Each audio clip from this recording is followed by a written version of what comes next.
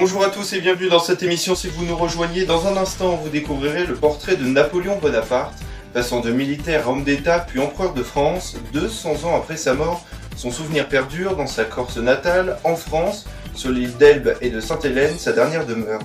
Pilier de l'histoire, de la Révolution de 1789 à la bataille des Pyramides, à celle de Waterloo, en passant par la création du Code civil ou de la Banque de France, Napoléon Bonaparte, le destin d'un empereur, c'est le sujet de ce grand format signé Bastien Lollier. Enfant turbulent, orgueilleux, on le qualifie de corse de caractère et de nation. À 9 ans, Napoléon part étudier sur le continent dans un collège réputé, puis à l'école militaire de Braine.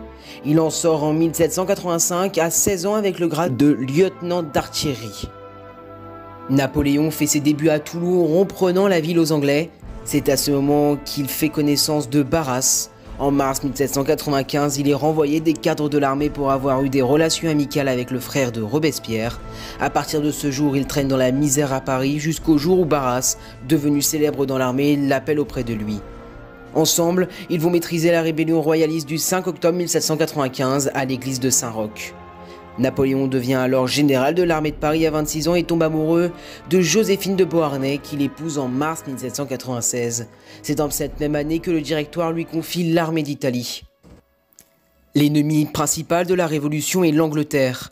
Comme celle-ci est inaccessible par la terre, il faut, déclare Bonaparte, frapper sa principale alliée, l'Autriche, en portant l'effort sur l'Italie, son point le plus vulnérable.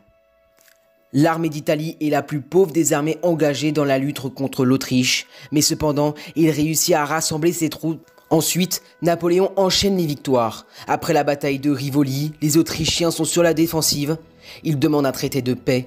Napoléon se révèle ensuite être un habile diplomate et fin politique. Cette campagne a duré 1 an. Napoléon sait aussi que la situation politique du Directoire en France ne s'arrange pas et, bien qu'il ait maintenant une réputation, il ne retourne pas en France. Il pense qu'il est trop tôt pour réaliser un coup d'État, il veut laisser le Directoire couler encore un petit peu.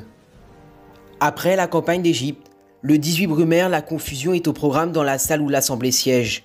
Le soir du 9 novembre 1799, les derniers députés qui restent dans la salle proclament la dissolution du Directoire.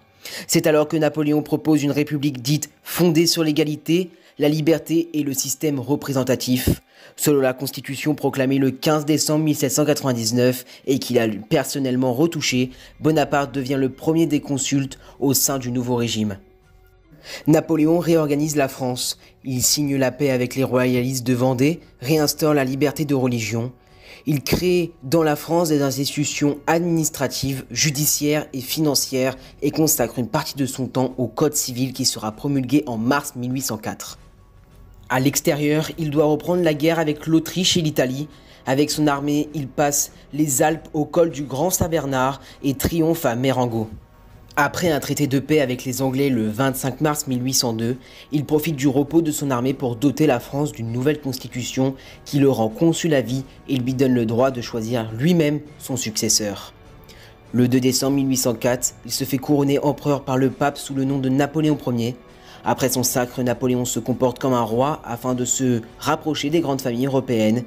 Il répudie Joséphine, qui ne peut pas lui donner d'enfant, et épouse la fille de l'empereur d'Autriche, Marie-Louise, le 2 avril 1810. Il annule l'alliance franco-russe qui ne lui a servi à rien avec le tsar Alexandre Ier, pour mettre une autre coalition contre Napoléon et ce dernier réplique avec ses alliés.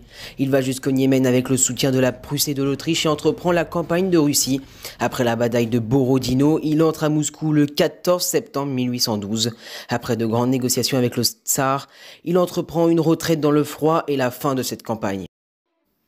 Mais quelle surprise l'attend quand il arrive en France. Un général proclame son coup d'état juste quand il arrive. Après cela, Napoléon enchaîne les défaites, la Prusse se soulève, il perd l'Espagne et l'Allemagne se soulèvent contre lui aussi. Il est obligé de demander armistice à Paris après sa campagne pour reconquérir la France. Il a été obligé de capituler à Paris en mars 1814. Le traité de Fontainebleau du 11 avril 1814 l'envoie en exil sur une petite île au sud de l'Italie, l'île d'Elbe. Napoléon s'échappe en 1815 de cette île. Il marche sur le sol français et réalise ce qu'on appelle la route Napoléon, afin d'éviter la Provence et la vallée du Rhône où en 1814, dans son voyage vers l'île d'Elbe, il avait été l'objet d'insultes et de menaces de la part des royalistes. Napoléon choisit de passer par les Alpes. Le roi Louis XVIII contre lui envoie une armée commandée par le maréchal Ney. Napoléon est accueilli avec enthousiasme dans la plupart des villes qu'il traverse.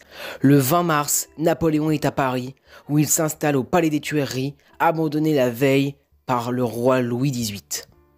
Dès le 13 mars, les souverains européens déclarent Napoléon hors la loi. Malgré les déclarations pacifistes de l'empereur, les autres pays européens refont leur alliance pour lui faire la guerre. Afin d'éviter le regroupement des armées alliées, Napoléon décide d'attaquer le premier. Napoléon dispose de 120 000 hommes. En tout, 1 million d'hommes déferlent sur la France en 1815. La bataille décisive a lieu au sud de Bruxelles, près du village de Waterloo, le 18 juin 1815. Malgré les attaques répétées de la cavalerie française menée à l'assaut par le maréchal Ney, les Britanniques ne cèdent pas le terrain. Le soir, l'arrivée des troupes de Blücher qui a réussi à semer Grouchy fait basculer la bataille. Cette bataille est la dernière de Napoléon, empereur des Français. Une fois Napoléon revenu à Paris le 21 juin, il doit faire face à l'opposition du personnel politique, en particulier de Fouché, le ministre de la police qui est en négociation avec les Alliés depuis plusieurs semaines. Le 22 juin, Napoléon abdique en faveur de son fils qui est proclamé Napoléon II. Les armées alliées envahissent la France du Nord, Paris tente de résister. Les troupes françaises commandées par le maréchal Davout se retirent au sud de la Loire. Le 8 juillet, Louis XVIII est de retour au Palais des Tuileries. Pendant ce temps-là, Napoléon s'est retiré au château de la Malmaison, à l'ouest de Paris. Puis le 11 juillet, il rejoint le port de Rochefort, où il a l'intention d'embarquer pour les États-Unis. Mais la marine britannique interdit tout départ. Le 15 juillet, Napoléon se rend aux Britanniques. 3 mois plus tard, il est débarqué comme prisonnier de marque dans l'île de Sainte-Hélène. Son séjour d'exil. Napoléon part avec une vingtaine de personnes dans cet exil. Malgré les restrictions anglaises, Napoléon peut emporter avec lui un peu de mobilier de vaisselle issu des palais impériaux, ainsi que des tableaux de souvenirs de famille, comme un portrait de son fils, le roi de Rome. Napoléon se plaindra souvent de l'humidité permanente de l'île. Les journées du captif s'organisent entre repas, promenades à cheval et dictées de ses mémoires à ses compagnons. Les soirées sont passées à écouter des mélodies jouées au piano ou aux échecs ou encore aux cartes. Passionné de lecture, Napoléon a fait emporter plus de 600 livres et grâce à des dons et des achats de bibliothèques, à sa mort il comportera plus de 3000 livres sur tout sujet. Napoléon ne peut pas se promener librement que dans un périmètre restreint sous la surveillance de plusieurs militaires britanniques. Sa maison est surveillée nuit et jour, sa correspondance est ouverte. Le gouverneur de l'île est obsédé par la crainte d'une évasion de Napoléon. L'île de Sainte-Hélène est ainsi gardée par 3000 hommes et 4 navires sillonnent en permanence ses abords afin de prévenir un débarquement. Au fil des années, Napoléon ne sort plus de Longwood, refuse les visites et passe de plus en plus de temps seul dans sa chambre. Il souffre du manque de nouvelles de son fils. Certains membres de son entourage quittent l'île et rejoignent l'Europe. Les derniers jours de Napoléon sont désastreux. Sa santé devient préoccupante à partir de juillet 1820. L'empereur sort peu et passe de longues heures dans sa baignoire afin de calmer ses douleurs au foie. Napoléon Bonaparte, empereur des Français, décède le 5 mai 1821 à 17h49, à l'âge de 51 ans. Le lendemain, le gouverneur de l'île, Hudson Lowe, rend visite au défunt afin de constater son décès. Le chirurgien entomarchie qui conclut à une mort causée par un ulcère à l'estomac. Le 10 mai, Napoléon est enterré dans une vallée proche de Longwood, la vallée de Géranium. Son corps repose sous une dalle funéraire sans inscription car les Anglais refusent que soit gravé le nom de Napoléon. Le 27 mai, les derniers compagnons d'exil de l'empereur quittent Sainte-Hélène sur un navire britannique. Ils arrivent en Europe le 2 août 1821. Mais l'histoire de cet homme n'est pas terminée.